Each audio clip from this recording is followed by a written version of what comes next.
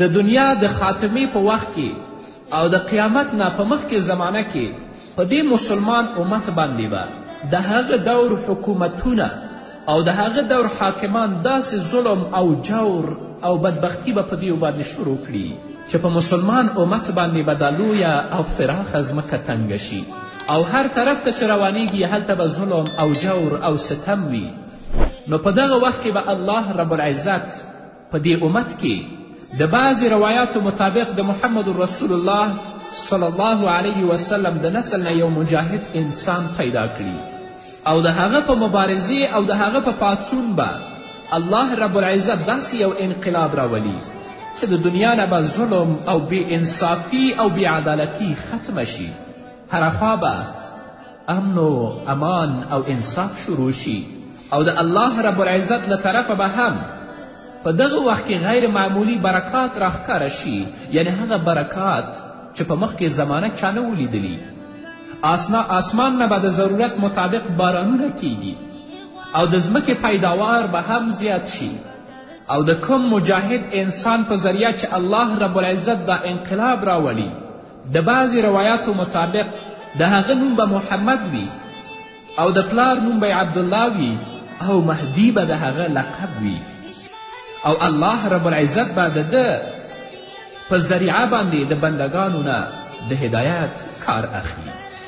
حضرت ابی سعید الخدری رضی الله تعالی عنه د محمد رسول الله صلی الله علیه وسلم نه روایت کوي، فرمایي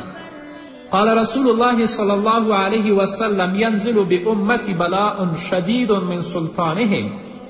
حتى يضيق الأرض عنهم فيبعث الله رجلا من عترتي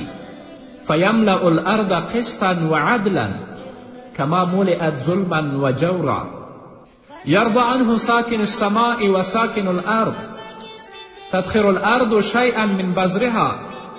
لا تدخر الأرض شيئا من بذرها إلا أخرجته ولا السماء من قطرها إلا سبته ويعيش 7 سنين أو 8 سنين أو 9 رواه الحاكم في المستدرك. حضرت ابو سعید خدری د رسول الله صلی الله علیه وسلم نه روایت کوي چې پیغمبر علیه الصلاة وسلام وفرمایل چې په آخرینی زمانه کې یعنی هغه زمانه چې قیامت ته ډیره نږدې وي زما په امت باندې به د حکومت د خاوندانو لخوا سخت مصیبتونه راځي تر دې پورې چې د الله رب العزت لویه ځمکه به په هغوی تنګه شي، د هجرت او د فرار لار به هغوی ته هم نه وي. چیرته چې مسلمان وي هغه به په کړاو او په ظلم او په بدبختی کې ژوند کوي او د وخت حاکمان به تل لپاره هغه د خپل ظلم او بربریت لاندې ساتي. دغه وخت به الله رب العزت زما په نسل کې یو سړی او یو مجاهد را پاڅوي او د هغه د مبارزې او د هغه د کوششونو په نتیجه کې به الله رب العزت داسې یو انقلاب راولي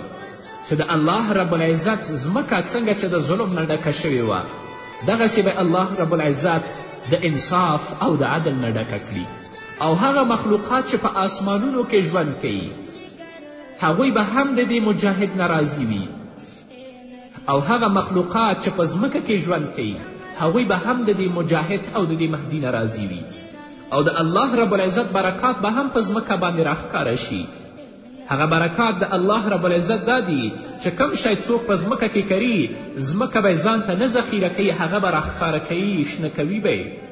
او همدارنګه آسمان به خپل برکات او د خپل قطرات او بارانونه نه ساتي هغه به هم الله رب العزت د ضرورت مطابق راوروي او دا مجاهد بنده به 7 کاله د راوي شک ده یا 8 کاله یا 9 کاله ژوندی وي او ټوله ځمکه به د عدل او د انصاف نه ډکه کړي. زموږ محدثینو د دې حدیث په تشریح کې لیکلي دي او تقریبا هغه بل حدیث چې ځینې نورو محدثینو بیان کړی دی چې رسول الله فرمایلی اسمه اسمی و اسم ابیه اسم ابی د هغه نوم به زما نوم وي یعنی نوم به محمد وي او د هغه د پلار نوم به زما د پلار نوم وي یعنی نوم به د پلار عبدالله وي خو د هغه لقب به مهدي وي. د دې دواړو حدیثونو کې د مهدي لفظ نشته. هغه حدیث چې مخکې ما ولسته او دا اوسنی حدیث خو د نورو روایتونو په رڼا کې دا موږ ته معلومیږي چې مراد ترې مهدي دی د هغه نوم به محمد وي او لقب به مهدي وي. په دې حدیث کې د حضرت مهدي زمانه 7 کاله یا 8 کاله یا 9 کاله بیان شوې ده، خو د حضرت ابو سعید خدري رضی الله تعالی عنه په یو بل روایت کې چې هغه ابو داود روایت کړی د ده د حکومت زمانه صرف 7 کاله بیان شوې ده. نو کیدای شي چې په هغه حدیث کې 7 کاله یا 8 کاله یا 9 کاله بیان شوي هغه د راوي شک وي. همدارنګه په بل حدیث کې حضرت ابو سعید الخدري رضی الله تعالی عنه د محمد رسول الله صلی الله علیه وسلم نه روایت کوي او فرمایي قال رسول الله صلی الله علیه وسلم المهدی مني عجل الجبهه أقنى الأنف يملأ الأرض قسطا وعدلا كما ملئت ظلما وجورا يملك 7 سنين. ابي سعید خدري د محمد رسول الله نه روایت کوي چې پیغمبر علیه الصلاة وسلام وفرمیل چې مهدي به زما په اولاد کې وي او د هغه به پلن او فراخه تندی وي چې هغه به پړکیږي او د هغه به دنګه او اوچته پوزه وي. هغه به ټوله دنیا د عدل او انصاف نه ډکه کړي څنګه چې هغه دنیا د ظلم او ستم نه ډکه شوې وه او هغه به 7 کاله حکومت کوي. د پیغمبر علیه الصلاة وسلام په دې حدیث کې د داسې 2 نښو ذکر شوی دی چې هغه په نظر راځي. اول دا چې روښانه او پلن تندی به وي او دویم دا چې د هغه پوزه به اوچته او دنګه وي او دا دواړه څیزونه د انسان په ښکلیوالي او په ښایست باندې دلالت کوي. د کوم انسان چې تندی پلن او د هغه تندی ښایسته وي او همدارنګه د هغه پوزه دنګه او اوچته وي نو هغه انسان به خامخا ښایسته وي. او دا دواړه نښې چې پیغمبر علیه الصلاة وسلام په دې حدیث کې ذکر کړي د هغه نه دا مطلب اخیستل پکار دي چې هغه به ډیر ښکلی او ښایسته وي لکه څنګه چې پیغمبر علیه الصلاة وسلام موږ ته په خپل لارښوونو کې دا بیان کړي دي. او نور صفتونه هم پیغمبر علیه الصلاة وسلام په خپل نورو حدیثو کې بیان کړي دي. حضرت جابر رضی الله تعالی عنه د پیغمبر علیه الصلاة وسلام نه روایت کوي چې پیغمبر علیه السلام فرمایل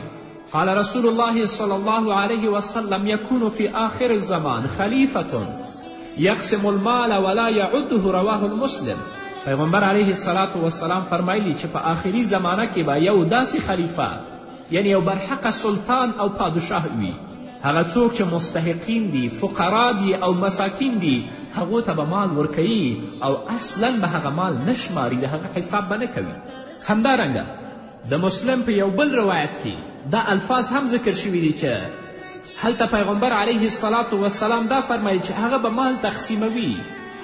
هغه څوک چې مستحقین دي او هغه څوک چې واقعا اړتیا لري د دې کومک او د دې مرستې ته هغوی سره به مرسته کوي خو بالکل به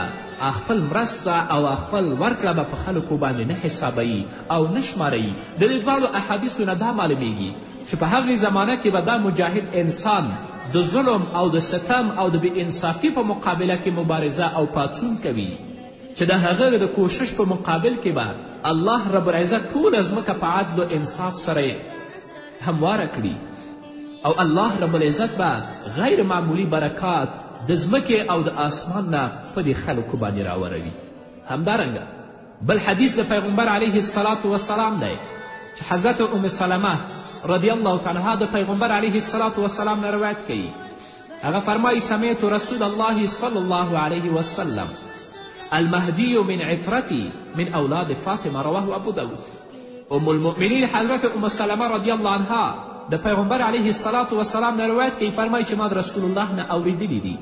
چې پیغمبر علیه الصلاة وسلام وفرمیل چې امام مهدی زما د اولادې او زما د نسل نه دی او زما په اولاده کې به هغه د حضرت فاطمه رضی الله تعالی عنها د اولاد نه وي.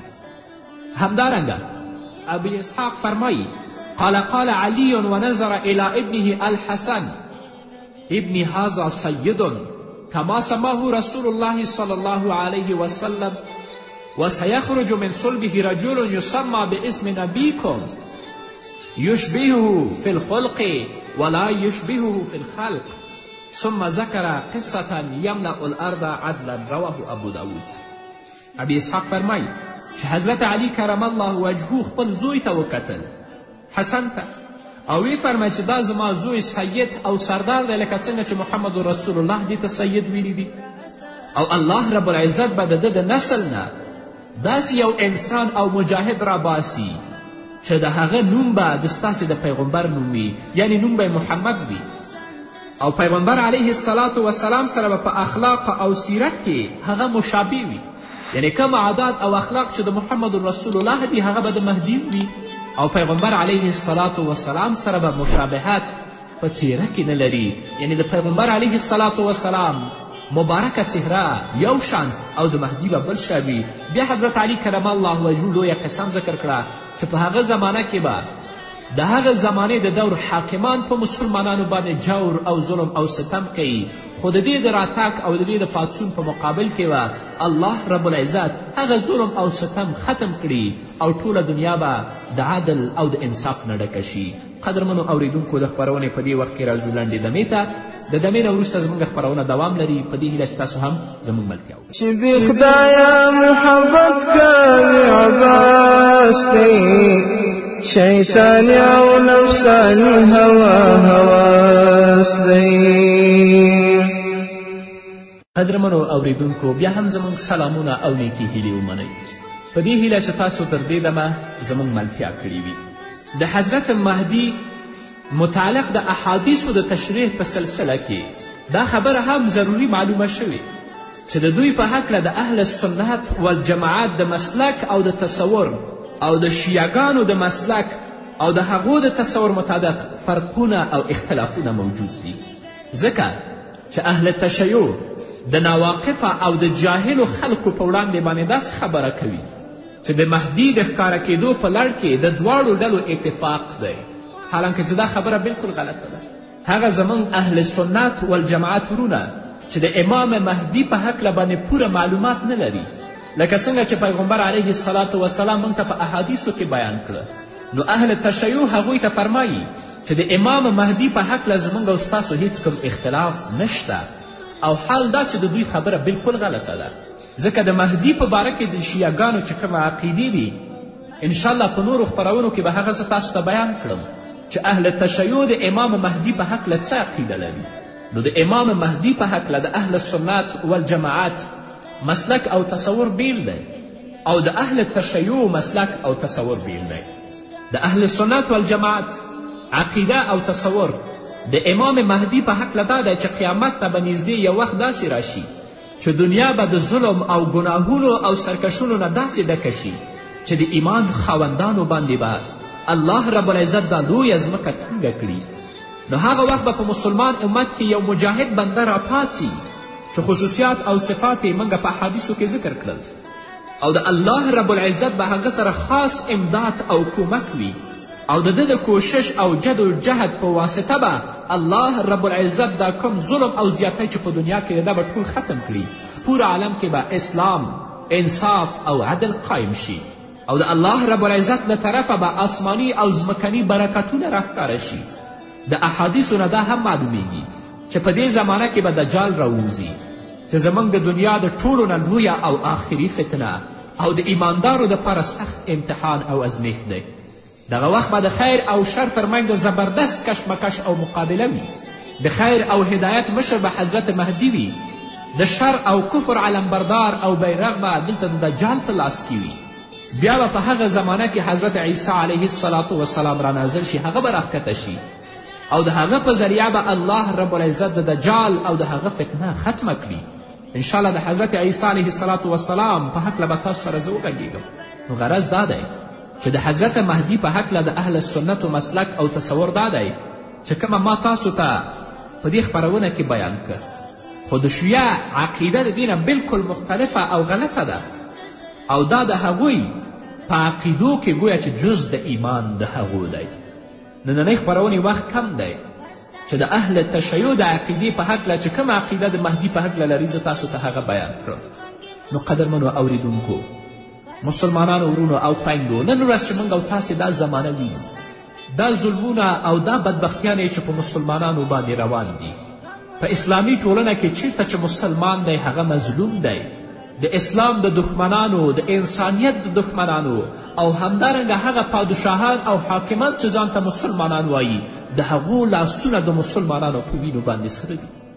او تل لپاره په مسلمان باندې ظلم کیږي، او مسلمان په مصیبت او په کړاو او په ستونزو کې ژوند کوي. بې عدالتي، بې انصافي او ظلم او غصب خو خپل حد ته رسېدلی چې موږ او تاسې په خپله سترګو باندې ویني.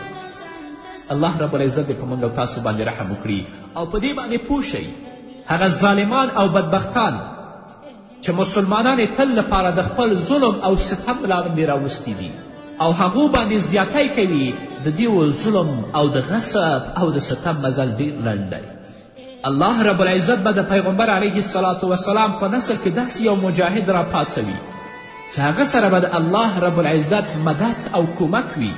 چې دا د ظلم او د بربریت او د بدبختی زمانه به بلکل بدله شي. په ټوله دنیا کې به عدل او انصاف قایم شي او هغه ظالمان او وحشیان چې د هغو د ظلم او د بربریت لاسونه د مسلمانانو په وینو باندې سرول، هغه به الله رب العزت ذلیل او رسوا کړي او په دې زمانه کې به دجال هم راوځي چې دا په مسلمان او ایمان والاو باندې ډېره سخته فتنه ده، ډېر سخت ازمیښت او امتحان دی چې د هغه په هکله په مخکې پرونه کې ما تاسو ته معلومات درکړی. نو الله رب العزت دې موږ په خپل ایمان او په خپل دین باندې داسې قائم او مستحکم ولري چې د دې دور د حاکمانو د ظلم په مقابل کې او د دې د وحشیانه اعمالو په مقابل کې هم صبر وکړو او همدارنګه هغه فتنه د دجال چې په موږ او تاسې را روانه ده چې الله رب العزت موږ خپل دین او اسلام باندې داسې قایم ولري چې په هغې فتنه کې موږ د اسلام د مستقیم لارې نه بل خوا قدم کېنږدو. الله رب العزت دې په موږ او تاسو ټولو باندې رحم وکړي او دا کوشش وکړئ چې خپل کورنیو کې تل لپاره د الله رب العزت کلام رایج کړئ، د محمد رسول الله لارښوونې رایج کړئ، خصوصا په خپل اولاد کې یا هغه ماشومان چې ستاسو په کورنۍ کې ژوند کوي دا اوسنی تاسو هغوی ته اسلامي روزنه ورکړئ، هغوی د الله د کلام نه پوره خبر کړئ، د رسول الله د لارښوونو نه پوره خبر کړئ او دغه لویې نښې او نښانې چې د قیامت چې په موږ او تاسو باندې را روانې دي د هغو په هکله هغوی ته پوره معلومات ورکړئ. او که موږ او تاسې په خپله یا زموږ او ستاسې کورنۍ یا اولاده داسې په غفلت کې ژوند وکړو، د الله د دین نه، د الله د کلام نه، د رسول الله د لارښوونو نه اصلا خبر نه اوسو، نو کیدی شي چې هغه فتنې په موږ او تاسو باندې را روانې دي د هغو په فتنو کې بیا صابر نه اوسو، کیدی شي چې په هلاکت او بدبختي کې وغورځېږو. الله دې موږ او تاسو ټولو ته توفیق راکړي چې د خپل دین او د خپل ایمان ساتنه پوره وکړو او د الله کلام او د رسول الله صلی الله علیه وسلم احادیث په خپل کورنیو کې رایج کړو او د خپل اولاده د دې په رڼا کې وروزو په دې هیله. قدرمنو اورېدونکو دا وه زموږ نننۍ خپرونه چې ستاسو درانه حضور ته وړاندې کړه. تر بلې خپرونې پورې چې زه بیا هم ستاسو درانه حضور ته حاضرېږم، تاسو ټول په پاک رب سپارم بند او پاتې ورځم نیکمرغه. پاک الله مو مل.